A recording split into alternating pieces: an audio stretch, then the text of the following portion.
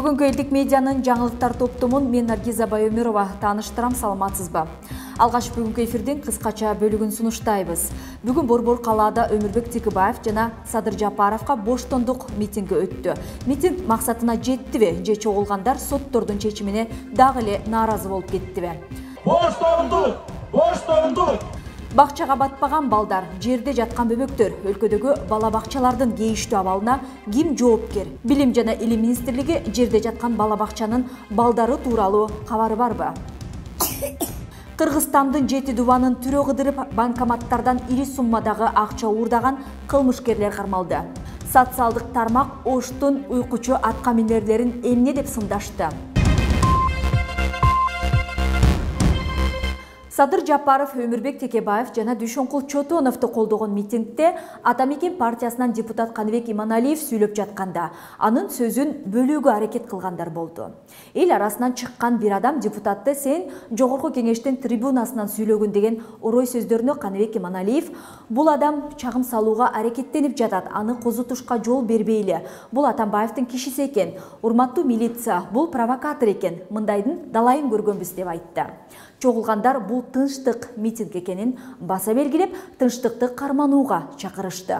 Ошондой эле митингден андан аркы жүрүшүндө чогулган эл саясий куугунтукка кабылган саясатчылардын кармалуусуна себепкер болгон Атамбаев өзү камалсын деген ураандарды кыйкырып жатышты.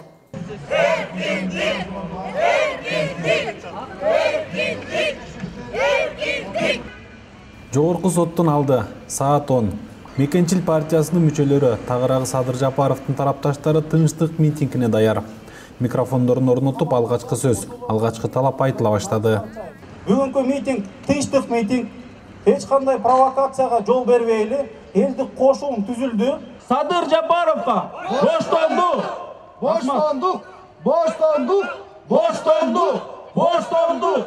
Боштондук! Боштондук! Чоң рахмат. Ооба, бүгүн жогорку сотто саясатчы Атамекен партиясынын төрагасы Өмүрбек Текебаев, партия мүчөсү Дүйшөнкул Чотонов жана Мекенчил партиясынын төрагасы Садыр Жапаровдун соту жаңы кабыл алынган кодекстер менен мыйзамдарга байланыштуу кайра кароого өткөн. Ал эми митингдин максаты болсо адилетсиз сотторго чектөө коюу. Адилетсиздик соттордун азабынан капарып биздин балдарды камап атса, бул туура нерсеби? Бул туура эмес. Биз ошон үчүн эч кандай көзүмүздү жумуп отура бербешибиз керек. Биз деген бул талап кылышыбыз керек. Ар дайым адилеттүү сот акыйкат чечим чыгарыш керек дайыма. Ал эми кызыл кол чатыр көтөргөндөр Атамекен партиясынын мүчөлөрү. Алдыдагы катарда жогорку кеңештин мурунку жана азыркы депутаттары жана элге көрүнүктүү саясатчылары.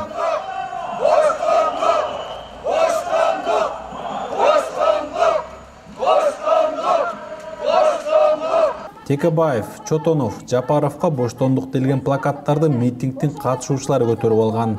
Андан сырткары экс-президент Алмазбек Атамбаевди, мурдагы башкы прокурор Индира Жолдубаеваны, УКМКнын мурдагы төрагасы Адил Сегизбаевди камалсын деген плакаттар да бар. Бүгүнкү күндө Кыргызстан ажайып керемет жерибиз. Соттун айынан дүйнөдөгү эң кедей 30 өлкөнүн катарына келдик. Митингде түшүнбөстүктөр да орун алды. Өзүн Гүлжигит Исаков деп тааныштырган жаран Атамекен партиясынын депутаты Каныбек Иманалиев сүйлөп жатканда, силер бул сөздү жогорку кеңештин трибунасында айткыла, бизге да сөз бергиле деп Атамекенчилер тарабынан сыртка сүйрөлүп чыгарылды. Бирок кийинчерээк кайра сөз алып сүйлөдү. Укук коргоо органдары бияка келсеңиздер, бул атайын провокатор. Атайын провокатор. Атайын провокатор тап кеткиле атам.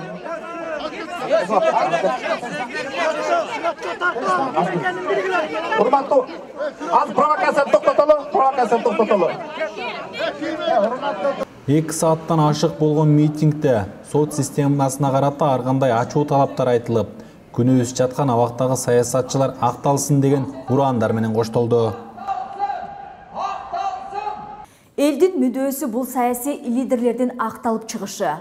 Ал арада жогорку сотто Жапаров менен Текебаевдин соттук иши каралды. Эки саясатчынын тең соту ачык өтүп, ага жакындары жана журналисттер дагы катышууга мүмкүн болду. Бирок экөөнүн тең соту кийинкиге жылып калды. Андагы процесстин жүрүшүнө кененирээк кабарчыбыз токтолот.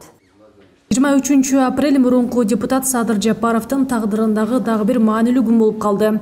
Бүгүн жогорку сотто Жапаровдун ишин кароо ачык өттү. Ага жалпыга маалымдоо каражаттары жана Жапаровдун жакындары катышууга мүмкүн болду. Бирок залдын тардыгынан соттук отурумга кире албай сыртта калгандар дагы болду.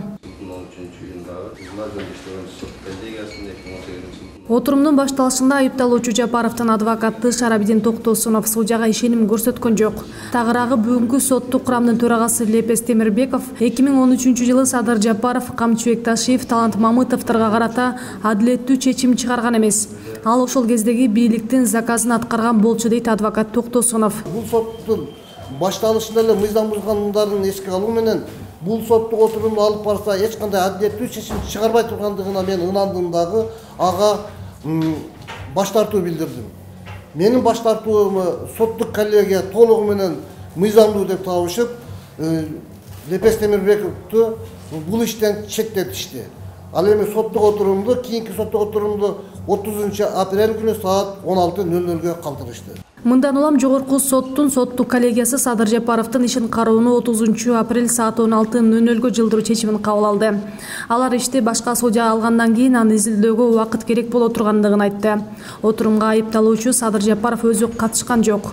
Кумтур маселесине байланыштуу өкмөткө каршы чакырыктар менен чыгып жүргөн Жапаров 2013-жылы Караколдо митинг уюштуруп, Ысык көлдүн ошол кездеги губернатору Эмилбек Каптагаевди барымтага алган деген айыптын негизинде камалган. 2018-жылы июнь айында экс депутат 11 жылы 6 айга кесилген. В ходе судебного заседания адвокаты заявили ходатайство об отводе одному из судей судебной коллегии. Суд удовлетворил ходатайство и отложил рассмотрение на 30 апреля 2019 года к 16 часам. Напомним, что приговором Первомайского районного суда города Бишкек от 2 августа 2017 года Садыру Джапарову по части 2 статьи 227 Уголовного кодекса Кыргызской Республики определено наказание в виде лишения свободы сроком на 11 лет и 6 месяцев. Ага олай күндүн дагы бир каармандары Атамекен партиясынын лидери Өмүрбек Текебаев менен мурдагы министр Дүйшөнкул Чотоновдун соттук отуруму болду. Судья сотту ачык деп жарыялады. Отурумга Дүйшөнкул Чотоновдун адвокаты катыша алган жок.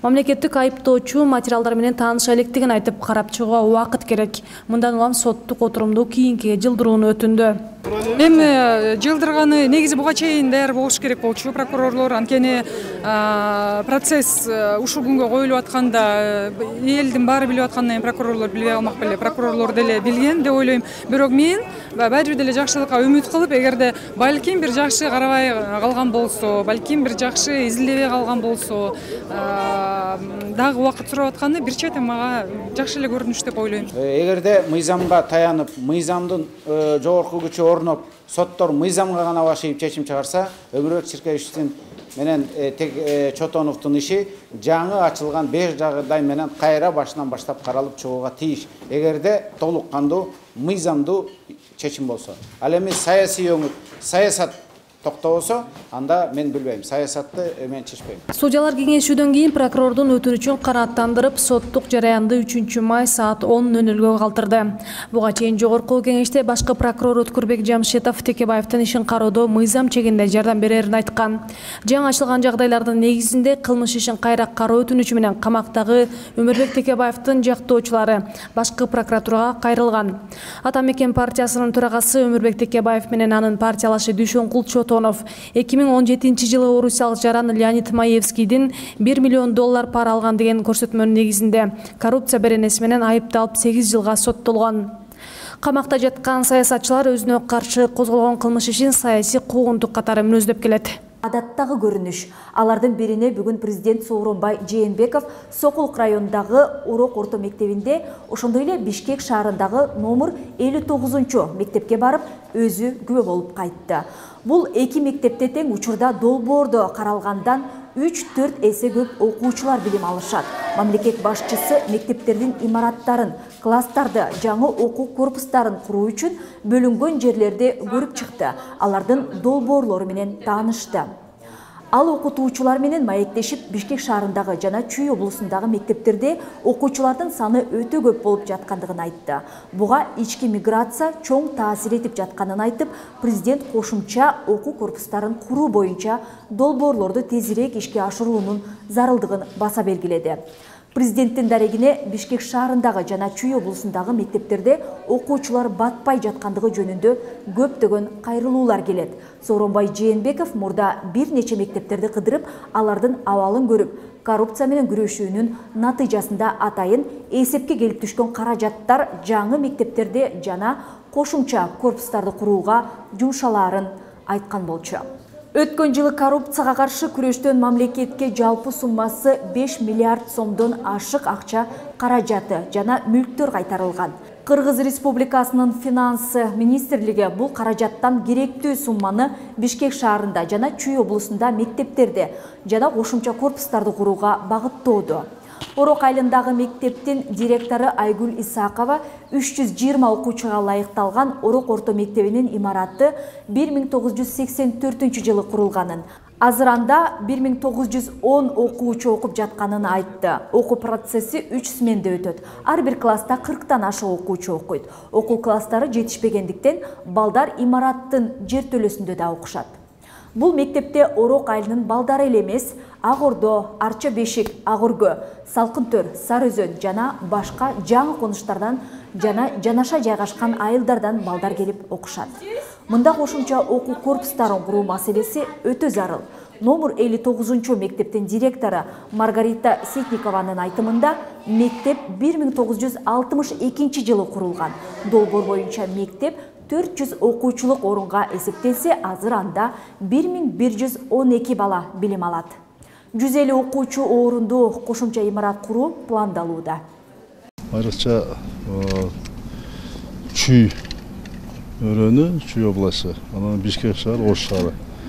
Ички миграциянын эсебинен келип атат.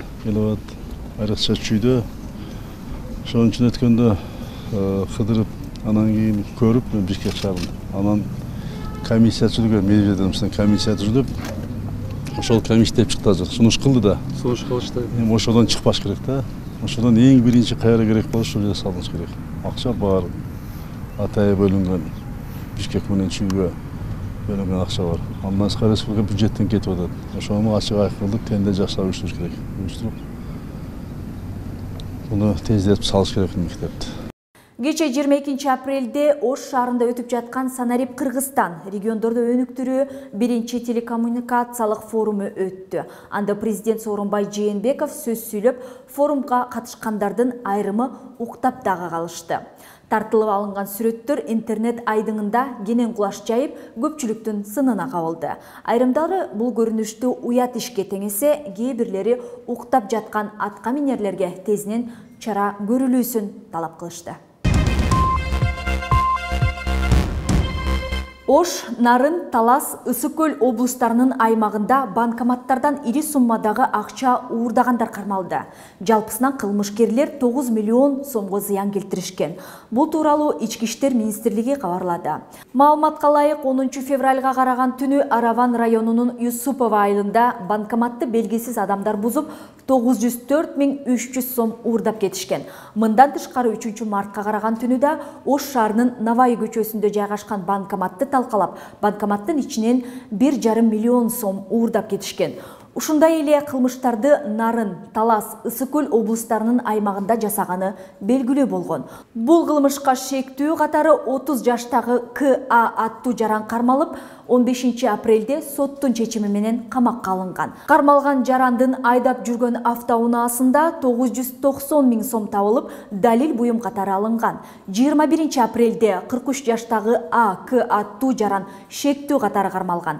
Андан далил буюм катары үйүнөн темир буюмду кесүүчү аспаптар, ноутбук, ок атуучу курал, кылмыш жасаган учурда кийген кийим жана башка буюмдар алынган. Азыркы учурда кылмышка тиешеси бар адамдар аныкталып, алардын жүргөн жерин аныктоо максатында ыкчам иш чаралары жүргүзүлүүдө.